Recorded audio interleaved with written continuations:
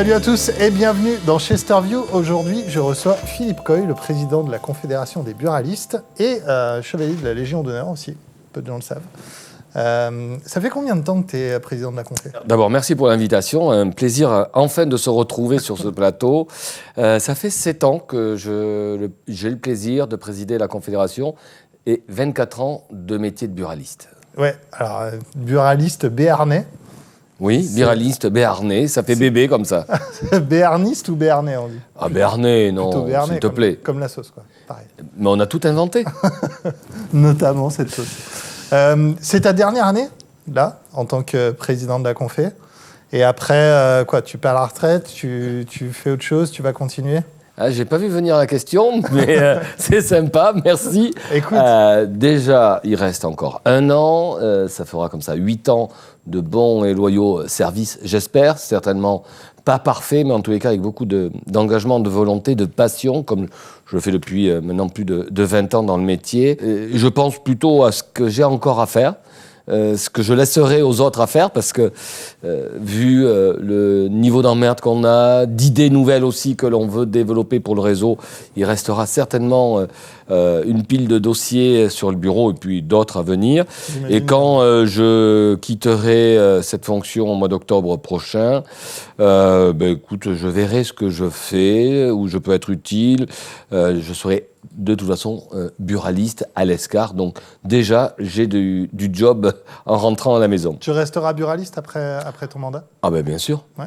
Ah mais bien sûr, j'aime mon métier, j'ai envie de le voir encore progresser, évoluer, se défendre, bien évidemment, parce que on est victime d'attaques ou d'incompréhension, de dogmatisme au quotidien. Donc j'aime ce métier, j'aime la proximité, j'aime le commerce de proximité. Et je trouve qu'on a vachement d'atouts à mettre en avant, à imaginer encore, tu vois, des services, notre positionnement, le rendre encore plus innovant au cœur des territoires. Je crois qu'on a beaucoup de choses à faire. Donc je continuerai, j'ai pas encore l'âge de la retraite. Hein.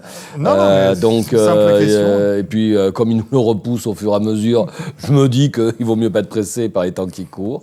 Voilà, non, mais je sais pas. Enfin voilà, déjà j'ai mon établissement, mon équipe qui va me retrouver. Je crois que ce qui m'angoisse le plus, c'est pas la fin du mandat, c'est de revenir au magasin et de retrouver une petite place dans l'équipe du tabac presse de l'Europe, où quand j'y suis le week-end, on me dit « Ah, pousse-toi ». Donc je leur dis « Attention, je reviens dans 1 an. Je reviens. Tonton Attention. Fifi est de retour. Il va pas être gentil. » On va en parler de toute façon de ta dernière année, puisque c'est quand même très important. Mais avant de parler de ces plans pour ta dernière année, j'aimerais bien parler de toutes les années d'avant, parce qu'il y a pas mal de gens qui ne te connaissent peut-être pas, qui vont regarder cette vidéo, j'imagine.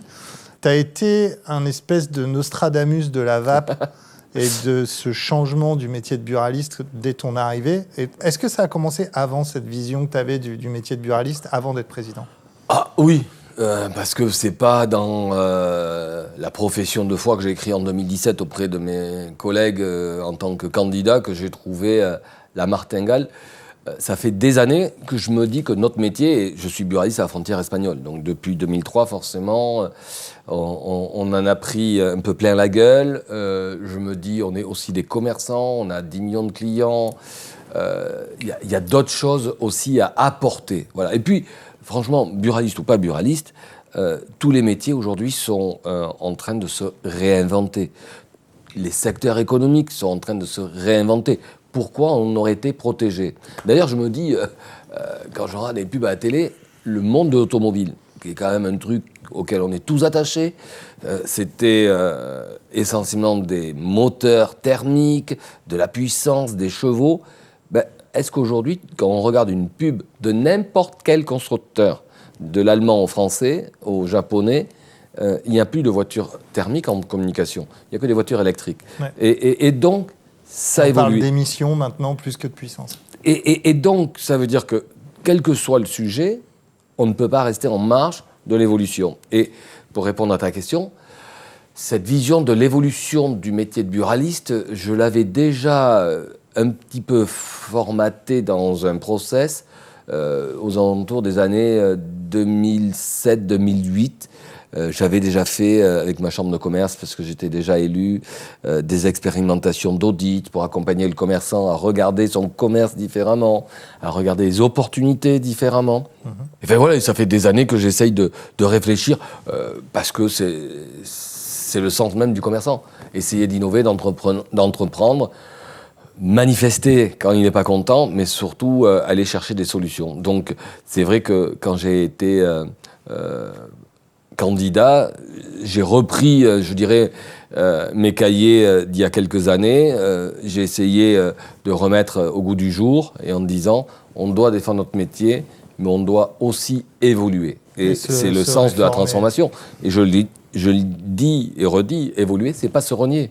Moi, je suis très fier, et tu viens de me dire, est-ce que je serai toujours buraliste ? Oui, mais je serai un buraliste 2.0 ou 3.0, parce que des nouveaux produits arrivent, les consommateurs ont un regard différent sur la nicotine, et tout ça nous oblige à être imaginatifs et bien sûr défensifs sur certains sujets. Alors, il n'y a pas que la nicotine d'ailleurs, parce que quand on était aux Losanges, on était dans la section newbies des buralistes, il y avait un peu de tout. Ça allait des statues, autocollants, magnets de frigo. Tu me fais peur, je ne sais pas ce que tu as vu dans ce salon. Je ne vais pas aller plus loin, mais il y avait vraiment de tout. Il y avait beaucoup de choses. Beaucoup de choses. Mais c'était assez impressionnant de voir ce métier-là. La tâche marquante de ton mandat chez les buralistes, est-ce que c'est cette transformation-là de débitant de tabac à beaucoup plus que ça ? Je réanime peut-être ce qu'a été le débitant de tabac.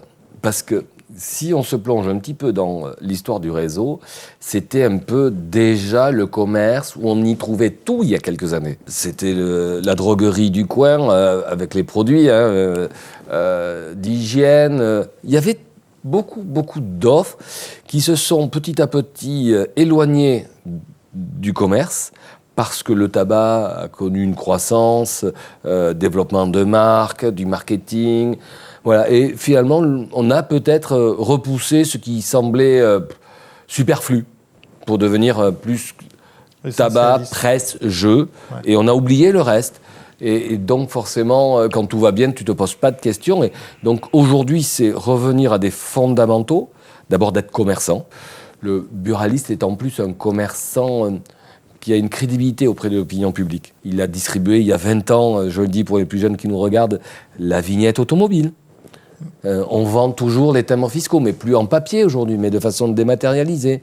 Maintenant, on paye les impôts du quotidien chez nous. Je ne suis pas non plus en train d'évangéliser le réseau pour dire on est le sauveur du service public, du territoire, du lien social.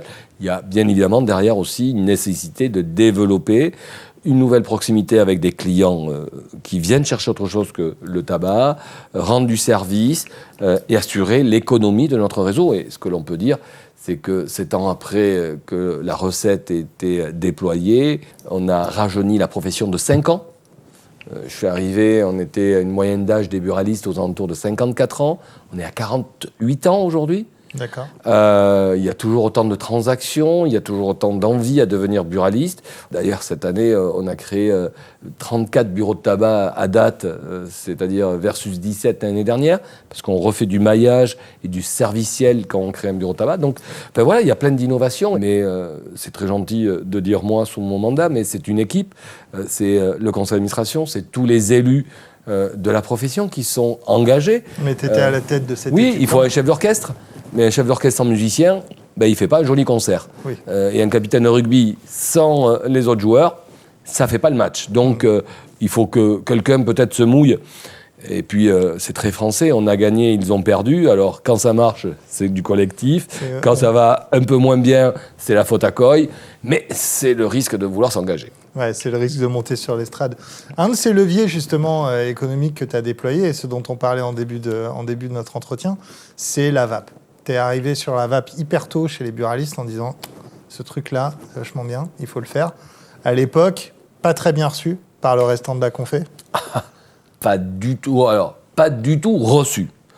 Comme je suis toujours curieux de tout, je ne sais pas si j'ai déjà partagé cette anecdote, comment j'ai découvert la vape. À l'époque, j'étais président de la coopérative des buralistes à la Confédération. Et donc, j'étais déjà dans cette mission de chercher, explorer des produits complémentaires, pour notre réseau. Un sacré défi d'ailleurs à l'époque, parce que personne donnait la crédibilité de commerçant à un buraliste.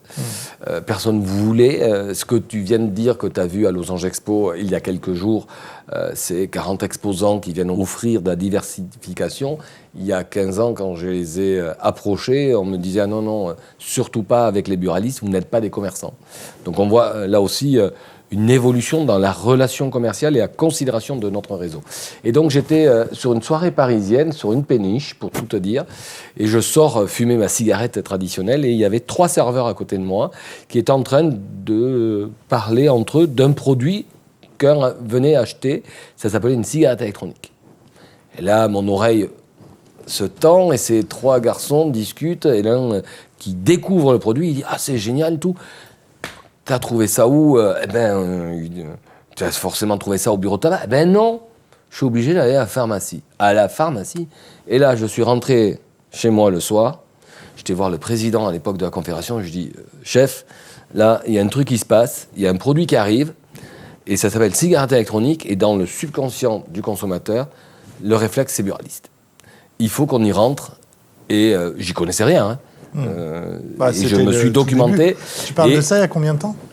On doit être en 2012, 2011, 2012, peut-être par là, ouais. Bah, les débuts de la vape, quoi. Ah vraiment, les tout débuts. Alors, j'y connaissais rien. Je suis pas sûr d'y connaître plus aujourd'hui, mais et donc je me suis mis à rechercher des informations, à chercher des fournisseurs et essayer de présenter ce truc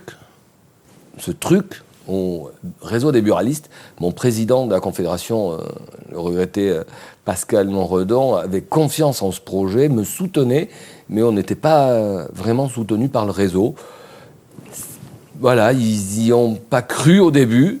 C'est dommage, parce qu'il y avait une vraie opportunité et il y avait surtout un vrai service à amener à nos clients. Voilà, et donc depuis maintenant, 14-15 ans, je suis un ardent défenseur de ce produit, de cette alternative pour nos consommateurs du quotidien. C'est quoi qui a effectué la... Est-ce que tu te rappelles du moment précis où la balance, elle a basculé par rapport à ce produit-là, en tout cas en termes d'opinion dans la confé, en disant « Ah non, en fait, il avait raison ».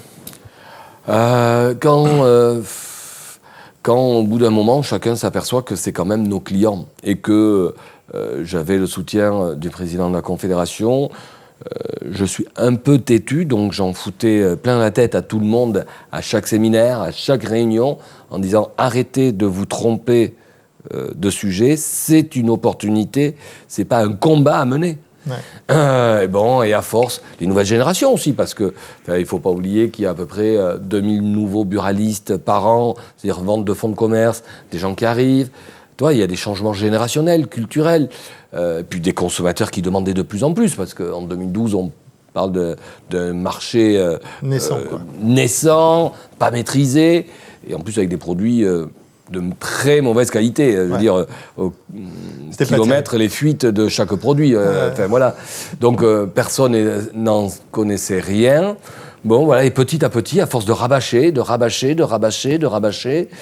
d'expliquer, ça a imprégné. Et puis, j'ai des collègues aussi qui ont compris. Donc, on a fait un peu courroie d'entraînement des uns aux autres, ceux qui étaient les plus innovants, les plus croyants en ça. Voilà, et jusqu'à ce qu'aujourd'hui, je pense qu'il n'y a plus l'ombre d'un doute, d'ailleurs, sur l'offre de la vape. Il n'y a plus l'ombre, je pense, de trop d'opposition entre le monde de la vape et le réseau des buralistes aussi, parce que, bien évidemment, quand le réseau s'est finalement un peu intéressé aux produits, je comprends bien, ceux qui ont, eux, cru avant nous aux produits, vous voyez ça d'un mauvais œil. Ouais. Et je pense que... Tu parles des vape shops, là. Je parle de tout l'écosystème, et je me dis qu'on est quand même plus fort ensemble qu'à vouloir s'opposer, et que les choses soient bien claires. On a plus à gagner, à militer, à réfléchir collectivement qu'à s'opposer. D'ailleurs, c'est très visible dans les chiffres du Losange, parce qu'il y avait à peu près 40% d'exposants qui étaient des exposants vape au Losange, c'est ça le chiffre? Ou 40 stands? 40 stands, et on va faire à peu près 10-15% de surface d'occupation, mais ça prouve bien que, de toute façon, il y avait plein d'offres innovantes dans notre salon. Ce qu'on dit, les big tobacco, déjà, ne parlent plus de tabac à combustion, viennent offrir des offres alternatives. Et cette année, le monde de la vape est encore monté d'un cran dans sa présence, dans le professionnalisme, dans les innovations présentées au réseau des buralistes. Donc voilà, je crois que chacun, après s'être défié un petit peu, se complète. Et en tous les cas, je le souhaite parce qu'il n'y a rien de plus stupide que de partir dans des combats stériles. Ça me fait penser à d'autres combats sur lesquels je me suis engagé, les commerces de centre-ville avec les commerces de périphérie. Enfin, en définitive, on fait tous le métier de commerçant. On a tous besoin d'avoir des clients. On a plutôt besoin que le territoire dans lequel on exerce soit dynamique, que de s'opposer à un centre-ville avec une périphérie. C'est pas la même typologie de clients, c'est pas les mêmes actes d'achat. Et je dis ça parce que j'ai eu la responsabilité de chambre de commerce et d'animer beaucoup d'ateliers là-dessus. Et alors qu'à un moment, on faisait la guerre des uns vers les autres. Non, travaillons ensemble, animons un territoire économique. Ben là, c'est pareil, animons une communauté qui a besoin de plutôt faire preuve d'unité et de solidarité. Surtout que c'est difficile d'imaginer développer la vape sans l'aide des buralistes. Il y a combien de buralistes maintenant en France en tout ? Il y a 23 000 buralistes en France. C'est un vrai maillage de proximité. Il y a à peu près 41% du réseau qui exerce dans des communes de moins de 3 500 habitants. Donc on voit bien que là aussi, si on ne parle que de sujet de la vape, pour la mener aux quatre coins du territoire, c'est plutôt par l'intermédiaire du réseau des buralistes qui est multi-activité, donc multi-ressources pour son bilan, que d'aller montrer un simple magasin de vape au fin fond d'un territoire rural et de priver peut-être celui qui veut, le client vapoteur, d'un accès à un produit de qualité. Donc on voit bien que c'est pas l'un sans l'autre. Ouais, bien sûr. Ça représente quoi la part de la vape maintenant dans un buraliste moyen ? Tu as des chiffres là-dessus ? On manque malheureusement à date beaucoup de données. C'est quelque chose qui serait très précieux pour nous, puisque de toute façon le réseau est encore très hétérogène. Et puis il y a des mix produits entre les circuits ouverts. Aujourd'hui on est quand même plus sur des circuits fermés aussi. Donc il y a une évolution dans l'offre. Il y en a qui sont plus tournés vers les circuits fermés que vers les circuits ouverts, par facilité de relations clientèle, de connaissances. De vente aussi, de rapidité de vente. Rapidité de vente. C'est qu'aujourd'hui, le point important, chaque buraliste est une offre vape. Ça, voilà, quelle qu'elle soit. Et puis, il verra qu'en mettant ce produit en avant, il va y avoir une rentabilité, il va y avoir un gain d'une nouvelle clientèle. Et ça montera petit à petit. On peut passer d'un collègue qui fait 5-6 000 euros de vape par mois à des établissements à plus de 50 000 euros par mois. Donc ça, c'est les relations. Ce qui est bien pour un vape shop déjà, de faire ça. J'ai l'exemple, j'étais en Vendée il y a quelques semaines pour une assemblée générale de buralistes. Et voilà, un collègue qui a fait sa transformation, qui est un amoureux de la vape. Il est dans un petit patelin et il fait 25-40 000 euros par mois de vape. Ouais, c'est beau. Voilà. Et il est devenu référent et il n'est pas au cœur du département. Et on a quelqu'un qui peut en faire que 3-4 000. Voilà. Mais ça reste un bon truc et en vrai, c'est la bonne place. La vape aussi. Enfin, la place de la vape, c'est partout selon moi, enfin, dans tous les endroits où c'est réglementé. D'ailleurs, on va parler de réglementation ensemble. Je veux avoir ton avis sur ce qui est en train de se passer. Je sais que la Confé, c'est quand même... Vous êtes écouté par le gouvernement, notamment toi. J'aime bien parce que tout le monde me prête beaucoup d'autorité, de légitimité, de lobby, comme certains disent. Alors, pas tant que ça je lis beaucoup de tribunes, d'articles. C'est bien, ça me fait plaisir, ça flatte l'ego, mais en tous les cas, je suis que buraliste, président certes d'une organisation professionnelle, et quand ils n'ont pas envie en face non plus. Donc, je pense qu'on est crédible et entendu parce que depuis quelques années, on met une méthode de propositions qui sont souvent des propositions étayées, calculées, de bon sens. Et si on peut attendre quelque chose de notre politique, c'est qu'ils prennent des décisions de bon sens. Ouais. Donc comme on est moins peut-être dans la confrontation de la manifestation, comme on l'a eu fait par le passé, d'arriver avec des dossiers ficelés, objectifs, dire qu'une cigarette c'est nocif pour la santé, c'est pas faire affront à mon métier, c'est une réalité. Dire comment on peut accompagner la prévalence tabagique, c'est pas faire offense à la santé publique, c'est être conscient de ce que nous faisons, des produits que nous vendons, des connaissances scientifiques et techniques qu'on a développées depuis peut-être quelques années, qui nous amènent à faire évoluer les offres dans notre réseau. Et donc, de ne plus être forcément en opposition systématique, dogmatique, comme le sont certains énergumènes de la santé, nous permet peut-être d'avoir cette crédibilité, d'avoir peut-être aussi une oreille plus attentive. Quand vous êtes source de propositions intéressantes, je pense que le politique peut mieux écouter, peut mieux considérer, et des fois, s'il nous écoute et qu'il applique et qu'il voit que ça fonctionne, ben finalement, ça donne de la crédibilité, oui. Parce que je te pose cette question parce qu'il y a une idée une idée préconçue sur le prix du tabac. La plupart des gens pensent que quand le prix du tabac augmente, le buraliste s'en met plein les poches, l'industrie du tabac s'en met plein les poches, et toi, dans ta carrière, tu as été, je remarque avec toutes les interviews que tu as données, plutôt militant anti cette augmentation de prix, en disant attention à la contrebande. Et sur le site des douanes, c'est pareil, on estime, j'avais vu un PDF où il parlait de 6% de contrebande, quand de l'autre côté, on entend plutôt 40% de contrebande en France. Est-ce que là, dans les récentes discussions qu'il y a eu, tu as été déjà entendu, et est-ce que pour toi, tu as été écouté ?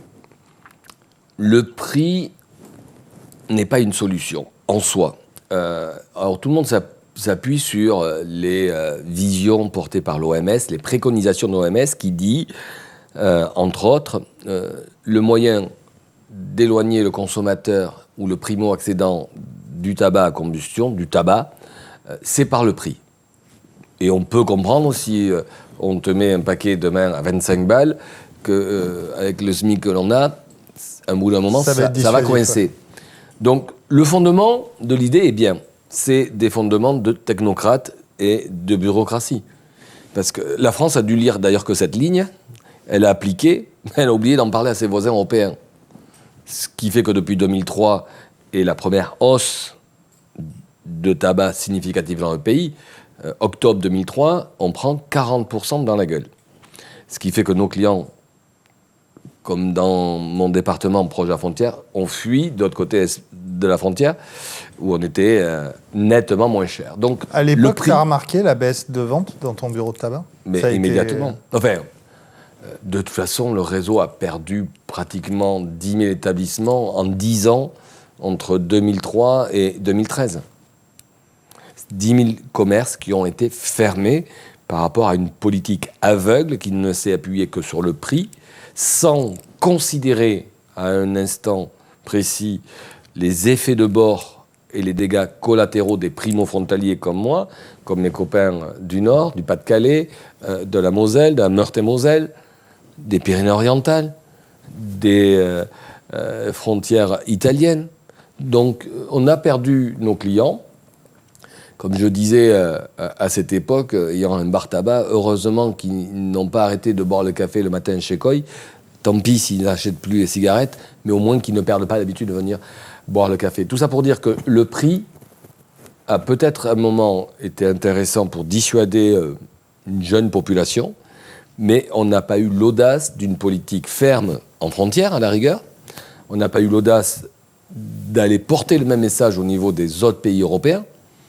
Et forcément, qu'est-ce qu'on a perdu ? De la recette publique, de la crédibilité et surtout les efficacités recherchées en termes de santé publique. Puisque 2003, premier plan santé Jacques Chirac, c'est pour protéger les Français du tabagisme. OK, dont acte. On n'a rien protégé, on a créé le marché noir, on a envoyé les consommateurs sur des marchés européens et aujourd'hui, en plus du marché noir, on a créé une criminalité qui distribue partout en France le tabac.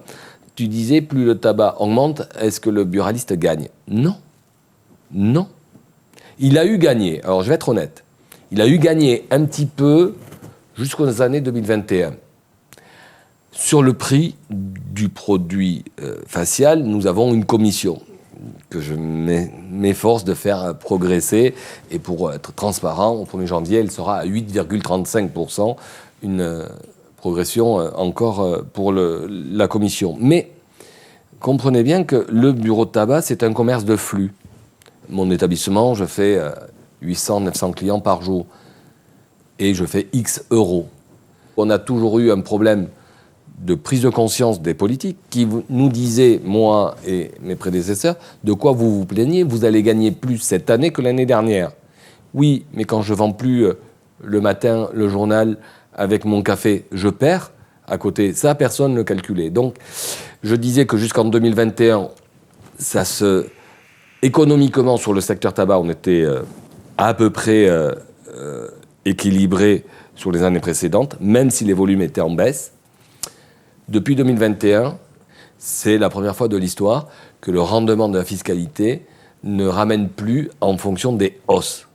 Et d'ailleurs, si vous vous rappelez, ce mois de juillet, dans le journal très sérieux économique des Échos, Bercy faisait un article en disant « Nous en sommes au premier semestre et il manquera 400 millions d'euros de recettes fiscales sur le prévisionnel. » Ouais.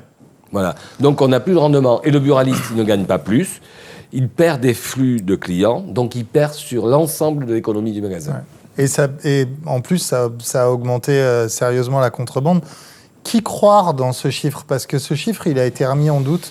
C'est une étude qui a été commissionnée par, je pense, l'industrie du tabac. Mais parce que l'État, qui critique ces chiffres-là, n'a pas les moyens ou l'envie de se payer la propre étude. Si vous n'êtes pas d'accord avec ces chiffres-là, que ce soit les associations contre les buralistes ou contre le tabac, à force on ne sait plus d'ailleurs contre qui ils sont. Contre la nicotine. Contre tout, et surtout contre le bon sens. Si ces chiffres-là sont contestables, contestez-les par vos propres études. C'est tout. C'est simple. Aujourd'hui, les seuls qui ont pu mesurer au fil du temps la pénétration du marché parallèle, d'abord transfrontalier et aujourd'hui de contrefaçon, ce sont des financements faits par les industriels, dont acte. Et moi, aujourd'hui, je n'ai même pas envie de me battre sur un 35-40% où il est présent. Déjà qu'ils le reconnaissent publiquement. C'est déjà, pour moi, une première victoire qu'ils le reconnaissent. Ouais. Ensuite, est-ce qu'on est sur une part de marché? Ça veut dire que la politique du prix, de la pression fiscale, comme aujourd'hui, dans les milieux autorisés, on dit la fiscalité comportementale. Oui, enfin, je te nique quand même. Voilà, ouais. C'est ça, la fiscalité comportementale. Du coup, reconnaissons ce marché parallèle, ouvrons les yeux, enfin, nous, on les a ouverts, eux aussi, ça serait bien, sur ce comportement, et regardons les effets de bord. C'est aujourd'hui impensable d'avoir le prix du paquet le plus élevé de l'Union européenne. Ouais. Sachant qu'en plus, ça ne porte pas vraiment ses fruits, parce qu'on regarde dans plein de pays de l'Union européenne où le prix du paquet est plutôt bas, mais où les alternatives sont promotionnées. Les alternatives à la nicotine, comme les sachets de nicotine, comme la vape et tout ça. Là où c'est promotionné, où on éduque la population sur les risques et les choses comme ça, on voit que le tabagisme est en chute libre. Et d'ailleurs, il est en baisse, même en France, techniquement, si on enlève la contrebande, ce qui rend du coup les chiffres du tabagisme complètement bizarres et impossibles à interpréter. Je pense on que dit 25%, mais... Je pense que la consommation du tabac est à peu près stable en France. Si on additionne le marché illicite de contrebande, de contrefaçon, en tous les cas, c'est de l'illicite, d'où qu'ils viennent, on n'est pas très loin d'avoir toujours le même niveau de fumeurs, malheureusement. 20 ans de pilonnage de fiscalité, 10 000 entreprises perdues. Pour quel résultat à la clé? C'est ça. Zéro. La France est toujours sur le podium de la prévalence tabagique. Santé publique France, c'est pas la Confédération, c'est pas Philippe Coy. Santé publique France dit ces 5 dernières années, la prévalence tabagique n'a pas bougé dans ce pays. Voilà. C'est pour moi un aveu d'échec de la méthode. Et est-ce que quelqu'un nous propose autre chose que le matraquage fiscal pour amener une prise de considération de cette prévalence tabagique à la baisse, alors qu'il y a des alternatives aujourd'hui. Et qu'on essaye de supprimer d'ailleurs. La nicotine, elle est addictive. La nocivité, c'est la combustion.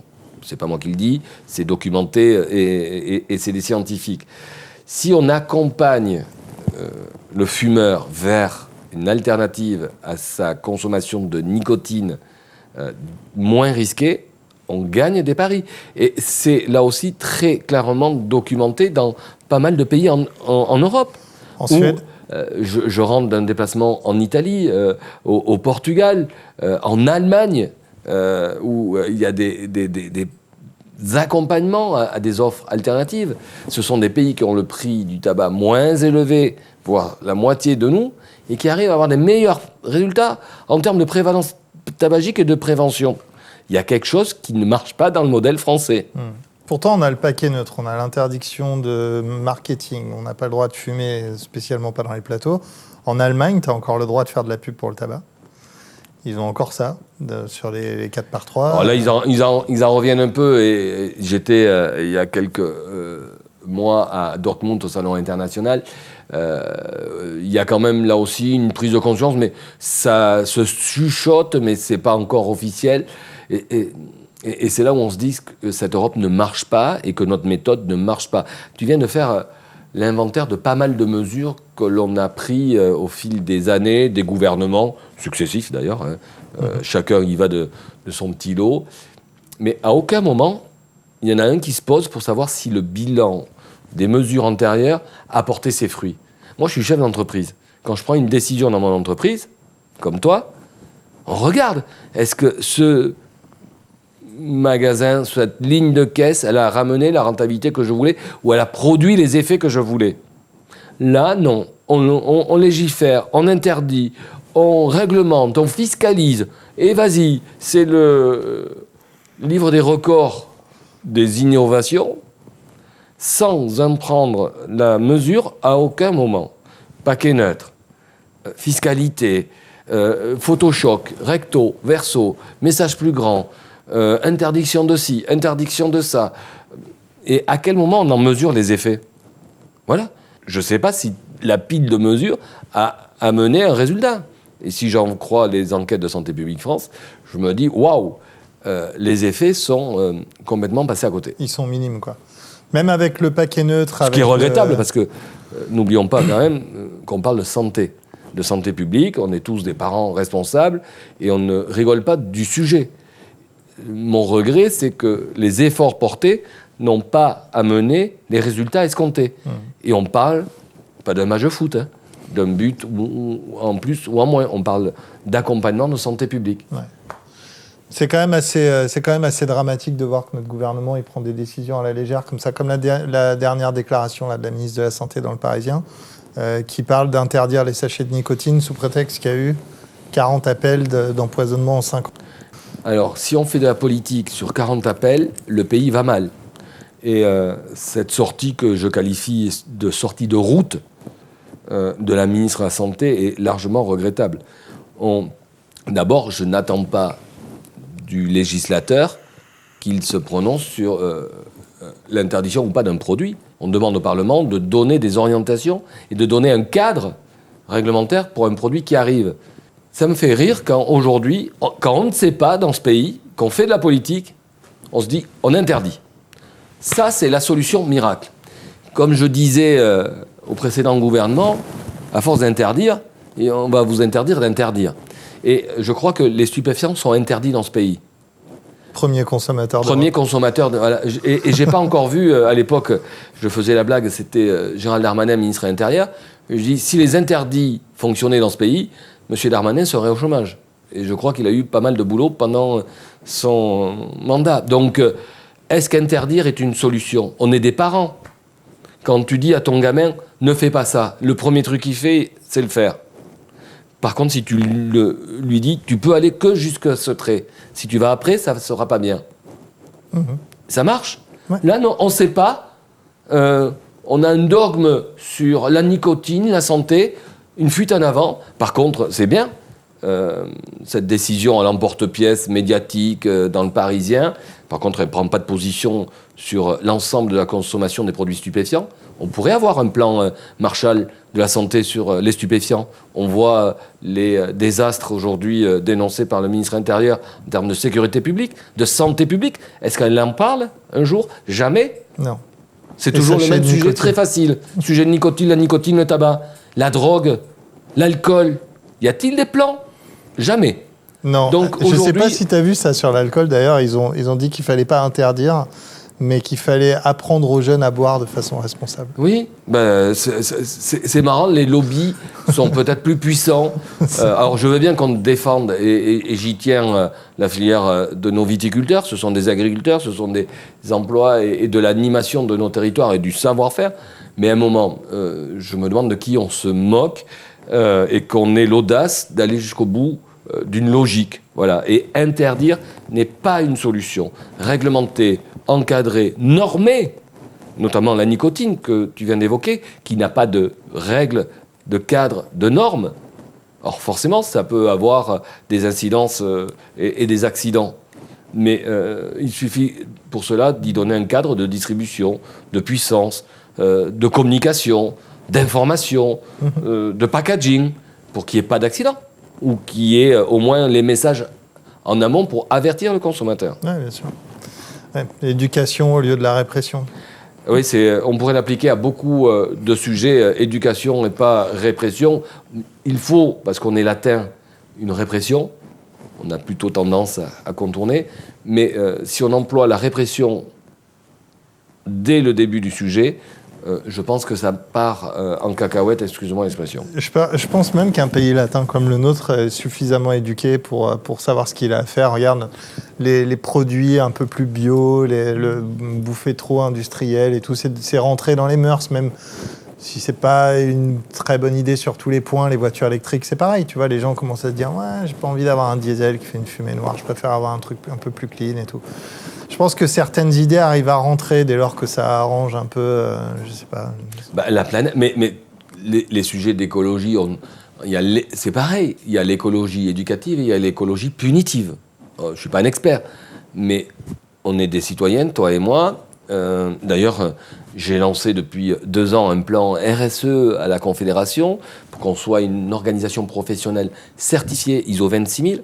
On sera une des rares organisations professionnelles en France à avoir cette sensibilité. C'est pas pour avoir la qualification, c'est aussi une façon de voir les conditions au travail, de voir l'engagement d'une organisation professionnelle qui, par capillarité, descend jusqu'à ses 23 000 adhérents, parce qu'on on doit être responsable de cette planète et on ne fait pas que des belles choses. Et je me dis, si à mon modeste niveau, je peux... Mais on ne m'a pas sanctionné. Et voilà, et d'éducation, d'information, sans brimer, sans faire des catégories. Toi, t'es bon et toi, t'es mauvais. Moi, je bois de l'eau, je suis bon. Je bois un verre de vin, je suis mauvais. Je fume, je suis un paria. Ou ça marche pas. Enfin, dans ma culture, ça marche pas. Et je crois que on le voit au quotidien, malheureusement. Ouais. Tu parlais des jeunes tout à l'heure. Et c'est un sujet hyper intéressant. Chez les buralistes, c'est une problématique qu'on doit vous mettre souvent sur la table. Qu'est-ce que vous avez en place dans la Confé pour lutter contre ça? Est-ce que c'est, enfin, j'imagine que ça a été un de tes combats. Comment vous luttez contre ça ou comment vous comptez lutter contre ça? C'est une excellente question parce que c'est un enjeu majeur. C'est un combat de tous les instants. Pas facile. On a la chance quand on est buraliste, c'est qu'il y a 4 offres commerciales présentes chez tout le monde: le tabac, la vape, le jeu et l'alcool. Ces 4 produits ont la même règle, ne peuvent être vendus à mineurs. Donc déjà, il n'y a plus de différence d'âge, parce que le tabac, c'est pas très vieux, que ça soit 18 ans, l'alcool. Donc c'est la même règle, ne peut être vendu à mineurs de moins de 18 ans. Alors c'est pas parce qu'aujourd'hui c'est compliqué de différencier un ado d'un majeur qu'il faut baisser les bras. Et depuis 2019 d'ailleurs, la Confédération, avec l'ancienne secrétaire générale Sophie Lejeune, nous avons décidé de rentrer dans le sujet et ne pas l'écarter. Le seul qui a porté longtemps ce sujet, c'est un opérateur de jeu bien connu dans notre réseau. Et en définitive, là aussi, on s'est un peu peut-être trompé quand il nous faisait des contrôles. On avait l'impression qu'il voulait nous piéger. Alors qu'en définitive, il voulait certainement nous éduquer, nous sensibiliser et nous former à être vigilants. Et donc, nous avons souhaité être vigilants, formés, éduqués, En 2019, nous avons lancé une première campagne avec une vitrophanie que j'avais un petit peu trouvée en inspiration en Angleterre, où quand tu rentres dans les magasins, il y a marqué « Si tu as plus de 25 ans, prouve ton identité ». Et non pas, comme on a l'habitude en France, une Marianne, il est interdit de. Et je trouvais la communication anglaise assez sympathique. Si tu veux acheter quelque chose de tabac ou de alcool, prouve ton identité pour pas avoir de problème. Voilà. On inverse la relation et on la positive. Voilà, c'est pas un interdit, c'est ce qu'on vient de dire, c'est une positive attitude et prouve comme ça t'as pas de problème. Et donc on avait fait cette petite vitrophanie dans nos établissements qui a été déjà un premier pas, un premier message aussi avec mes collègues parce que tu sais, je minimise pas l'enjeu et la responsabilité qui est la nôtre, mais je peux comprendre aussi des fois qu'on baisse les bras quand tu tiens ton bureau tabac, t'essayes de le faire, ce métier, le plus professionnellement possible, que tu refuses une vente à un mineur, que ce mineur sort sur le trottoir, il trouve un majeur, il dit « Monsieur, vous pouvez m'acheter un jeu ou un paquet de clopes ?» Le mec, il rentre, et le gamin dehors, il te fait un joli doigt d'honneur. Je n'oublie pas aussi que, malheureusement, quand je prends le métro, les mecs qui vendent des clopes, ils ne te demandent pas ta carte d'identité. Que tu vas dans tous les lycées, il y a des approvisionnements de tabac clandestins. Donc le buraliste dit au bout d'un moment, attends, moi je vais faire la police alors qu'il y a du tabac partout. Et c'est pas parce qu'il y a ça qu'on doit se réfugier derrière l'ignorance de notre responsabilité. Ouais, il ne faut pas se réfugier derrière la logique de marchand d'armes. Quoi. Si ce n'est pas moi qui le fais, ce sera quelqu'un d'autre. Quoi. Et c'est pour ça qu'on porte le projet, qu'on a créé depuis 2 ans avec mon collègue de Loire-Atlantique, ce programme qui s'appelle BOB, buraliste officiellement, bienveillant. C'est un projet qu'on a mis en place avec un travail concerté avec une école de design à La Défense, où je disais à mes équipes d'élus et de collaborateurs à la Confé, est-ce qu'on a les bonnes communications pour le public à qui on veut passer le message de ne pas acheter ces produits sensibles. Et donc on a fait un appel à projet avec plusieurs écoles, je crois qu'il y avait 3 ou 4 écoles, et on leur fait un draft de ce qu'on voulait, quels sont les messages. Et donc cette école qui a gagné nous a amené à créer Bob. Bob, c'est le commerçant, mais c'est aussi le message que j'envoie à mes clients. Et il s'était inspiré, pourtant c'était déjà le majeur dans cette école, du Sam de la route. Voilà, c'est celui qui boit pas. C'est le commerçant qui fait ce métier, qui vend pas. Et c'est ça la parallèle. Et on a fait un petit peu format code de la route. Il y a 4 modules de formation, c'est du e-learning. Hein. Tabac, vape, alcool et jeu, 10 questions, tu fais 9 bonnes réponses, tu valides, et si tu fais ton parcours sans faute, enfin une faute par module, tu as droit, tu deviens un certifié Bob. Voilà, ça amène pas une médaille, ça amène pas un chèque voyage, ça amène une crédibilité et l'honorabilité pour notre métier, mais également vis-à-vis des consommateurs. Parce que qu'on ne s'y trompe pas, les consommateurs sont très vigilants, sont attentifs à ces gestes, et je le vois dans mon établissement, quand je suis derrière la caisse, parce que j'y suis pas souvent, au cas où tu me le dises, je le devance. Quand ça arrive, un refus, t'as quelqu'un dans la file qui te dit « c'est bien ce que vous avez fait ». Bon, ouais, voilà, c'est ça aussi. On parlait environnement, on parlait société, ça fait aussi partie de ces engagements pour la société. Ouais. Si tu veux acheter du tabac, ce sera pas. Et je sais qu'on n'est pas parfait, qu'on est aujourd'hui encore à chercher des améliorations, mais je dis à la maille des 23 000 buralistes, c'est pas les chiffres là aussi critiquables et critiqués que certains veulent annoncer. Un buraliste sur 2 ne respecte pas les règles. Ceux qui veulent nous piéger nous piégeront toujours, mais j'ai pour moi aujourd'hui la conviction que ce réseau est engagé dans sa responsabilité avec les difficultés de certaines relations avec les clients, hein, quand tu as des molosses qui te disent tu me vends le paquet ou ils t'attrapent comme ça. Bon, voilà, c'est aussi ça, hein, la réalité, il ne faut pas l'oublier, partout en France. Mais nous devons être irréprochables et être le plus proche du zéro erreur. Tu as le système de caméra, là, avec la reconnaissance faciale, il y a des choses comme ça. J'ai vu aussi, c'était aux États-Unis ou au Canada, je ne sais plus, où il y avait carrément un système où tu ne peux pas payer si tu ne montes pas ta carte. Alors ça, c'est des pistes qui pourraient peut-être un jour arriver. qui peuvent être contraignantes avec la carte d'identité numérique. Ce qui existe, justement, ce qu'on voyait en Italie, puisqu'ils peuvent vendre du tabac sur des distributeurs extérieurs en façade, mais tu es obligé de prouver ton identité, soit tu ouvres ton compte et c'est une reconnaissance digitale, ou avec ta carte d'identité numérique pour déclencher l'achat. Il peut y avoir de même des solutions technologiques. L'IA peut-être va aider. Et tu viens de parler de ces caméras. Elles viennent d'Angleterre. Ça fait à peu près 1 an qu'on les expérimente dans le réseau. Et donc on essaye d'importer la technologie pour détecter si la personne peut être majeure ou pas. Ce n'est jamais qu'une machine. Et comme je dis à mes collègues qui testent ce dispositif, attention, ça ne vous dédouane pas de la responsabilité. C'est une aide complémentaire. Je les ai installés il y a quelque temps dans mon établissement. Même si il y a encore la marge d'erreur est aux alentours de 12% selon le fabricant, donc c'est déjà bien. Mais le plus intéressant, à vrai dire, c'est de faire savoir à tes clients que tu es équipé de ce système-là. Ça veut dire que celui qui voudrait acheter, qui n'a pas la majorité, va peut-être partir plutôt ailleurs. C'est dissuasif, quoi. C'est un peu comme les systèmes de vidéoprotection dans nos établissements. Ouais. Le braqueur va choisir le buraliste qui n'a pas de vidéoprotection, parce qu'il saura très bien qu'il ne pourra pas être identifié.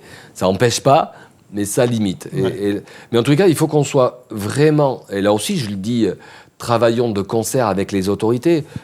Pourquoi venir nous piéger plutôt que travailler à des messages de prévention ? Oui, c'est au commerçant qui n'a pas respecté la règle d'être sanctionné, mais est-ce qu'en amont, il y a des campagnes de prévention, style prévention routière, consommation d'alcool, en disant « Attention, si tu n'as pas 18 ans dans ce pays, tu ne peux pas acheter de jeux, tu ne peux pas acheter de tabac, tu ne peux pas acheter de vape ». C'est aussi peut-être un moment. Alors, on reporte toujours la faute de la responsabilité à l'État.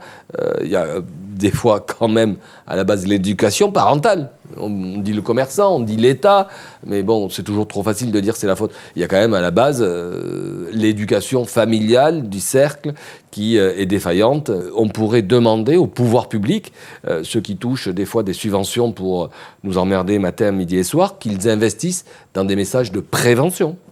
Ce serait pas mal. Plutôt que d'aller toujours vouloir nous piéger.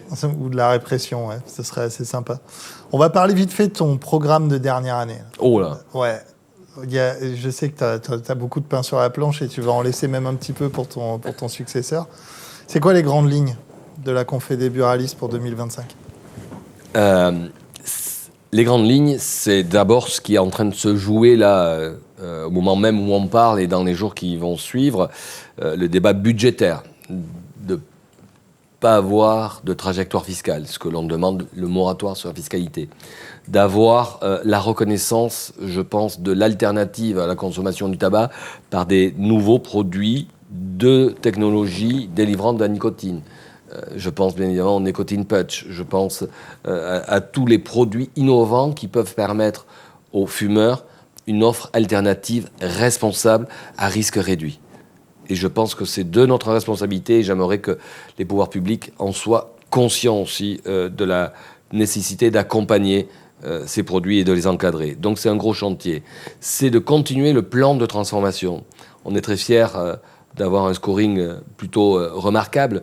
Plus de 5000 buralistes transformés en 6 ans. Et je rappelle qu'un buraliste, ce n'est pas un franchisé, c'est un commerçant indépendant qui fait face à des difficultés économiques du quotidien, de marché, et qui a osé, avec le soutien des pouvoirs publics, il faut le rappeler, le plan que nous avons négocié, s'engager, se transformer. Donc j'ai donné un objectif qui ira au-delà de mon mandat, c'est 10 000 magasins transformés au livrable du contrat en 2027. Donc il faut continuer. Et d'ailleurs, je viens de partager hier avec les équipes et les élus la feuille de route du premier semestre 2025, où on va continuer les journées de la transformation, on va aller battre le terrain, convaincre les indécis, accompagner, parce qu'on voit bien qu'aujourd'hui, celui qui a fait la transformation trouve une nouvelle croissance de rentabilité, trouve une nouvelle clientèle, crée des emplois, a la meilleure résilience, prend plus de plaisir aussi dans son magasin, et surtout se crée un avenir différent, un peu plus solide. Il y a la digitalisation, il y a beaucoup d'offres aussi en service que l'on doit amener dans notre réseau, service public ou service marchand, parce qu'on est ce maillon de proximité, on le voit bien, l'amplitude horaire, les quatre coins du territoire. On va avoir un gros projet qui se met en place au début de l'année 2025 sur le snacking, parce qu'on se dit que ces 10 millions de clients qui nous fréquentent au quotidien, ils sont mobiles. On sait bien que la pause déjeuner aujourd'hui, elle est plutôt très écourtée, elle est en mouvement, on ne va plus au restaurant. Je dis ça parce que j'ai tenu pendant des années un restaurant routier où tu arrivais à midi, tu repartais à 14h, tu avais bien bouffé et tout. Non, là c'est plutôt le sandwich, on voit, on a des consommations nomades. Surtout toi, hein, qui est tout le temps sur la route et tout le temps en train de te balader. Je croyais que tu me disais ça se voyait, que j'étais tout le temps au restaurant. Je parle du fait que tu es souvent dans le rush comme ça. C'est des études comportementales de consommateurs et on travaille avec des grands groupes d'agroalimentaires justement pour structurer une offre qui va trouver certainement sa place dans notre réseau. Et ça aussi, c'est intéressant. Ce sont des produits à marge, je ne me cache pas derrière, mais ce sont aussi des produits qui répondent à un moment donné à un besoin de nos consommateurs. Et d'ailleurs, si tu te rappelles, quand j'ai commencé ce mandat, je simplifiais la vision en disant... Mon mandat, c'est de faire du débutant de tabac le drugstore du quotidien des Français. Ouais. C'est-à-dire que je trouve, bien évidemment, mes cigarettes, que je trouve mes produits de nouvelle génération délivrant de la nicotine, que je trouve mon câble de téléphone, que je trouve mon TéléZ, mes Sudoku, le cadeau pour mamie parce que j'ai oublié que c'était son anniversaire et la bouteille de pif parce que je suis invité chez toi à manger ce soir. Voilà, je vois ce buraliste, je vois cette carotte, je sais que je peux trouver ce qui va me dépanner. Voilà, c'est ça l'objectif. À peu près tout ce qu'il faut. À peu près tout ce qu'il faut et là où il faut, parce qu'on n'est pas tous dans les mêmes quartiers, dans les mêmes territoires. Et là aussi, il y a l'adaptabilité du réseau, puisqu'on n'est pas une franchise. Et j'étais tout à l'heure à Poitiers, où il y a toute une offre de produits locaux, marketés, et c'est tant mieux. J'ai un peu les boules parce que j'ai moins d'offres en Béarn. Mais enfin, voilà, chacun aussi a des initiatives locales, des produits, des savoir-faire, des cultures différentes. Donc c'est ça aussi, mais de se dire, avec un tronc commun, je peux acheter une bouteille de vin parce que je suis d'anniversaire et il est 19h30 et il n'y a que lui qui va être... Je suis parti, j'ai oublié mon chargeur, je vais là, j'ai plus mon liquide, hop, je vais me dépanner. Enfin voilà, c'est ça. Et continuer encore à performer, à innover, à écouter aussi. Parce qu'il ne faut jamais être rempli de certitudes, hein, il faut partager, dialoguer, regarder aussi ce qui se fait ailleurs. Je trouve que, même si tout n'est pas duplicable, j'étais en Italie il y a quelques jours. Ce début de semaine, je recevais mes homologues irlandais, qui ont, eux, alors, par contre, des réglementations encore plus draconiennes. C'est pas rien de le dire, ils ont les cigarettes cachées, ils ont l'alcool caché, ils ont le paquet le plus vendu à 18,50 €. Voilà, donc, ouais. Mais ils étaient inspirés par ce que l'on fait, et je trouve qu'il y a des choses aussi, parce qu'avec ces difficultés, ils sont innovants. Donc voilà, c'est aussi aller chercher... moi, j'aime bien aller de l'avant, je crois que tu le sais. Mes équipes le regrettent souvent parce que j'ai un peu trop d'idées et je fais galoper tout le monde. Alors, tout n'est pas bon à dupliquer. On fait des fois des boîtes à casser, on essaye, et puis ça ne marche pas ou ce n'est pas le moment. Donc voilà, je vais continuer cette dynamique. Ce n'est pas parce que je suis sur la fin de ces 8 années que je vais... m'installer dans ce canapé en attendant les 12 mois et boire un verre. Je vais continuer à être auprès de tous mes collègues, auprès des élus, auprès des équipes de la Confédération, auprès des gens qui voudront travailler avec nous, parce que ce réseau est tout simplement magnifique. Ok, je pense que c'est un très bon mot de la fin. Merci à toi d'être venu dans cette émission. J'espère qu'on se reverra au cours... Ah mais il me reste encore 11 mois, hein. Vous pouvez m'inviter, je reviens. Je sais, avec plaisir, de toute façon on se reverra bientôt. Moi je vous souhaite... On se reverra, excuse-moi de te couper, au mieux à Losange Expo l'année prochaine. Au mieux à Losange Expo. Allez, on prend au moins cette date et on en trouvera d'autres avant, je suis certain. Ça roule très bien. Merci à toi Philippe en tout cas. Merci de votre invitation. Merci à vous d'avoir regardé cette émission. On se retrouve très vite sur la chaîne pour d'autres vidéos, évidemment. Restez branchés tous les lundis soirs. One Shot Media fait le live, voilà, sur la chaîne. Merci à tous, très bonne journée et à bientôt. Bye bye.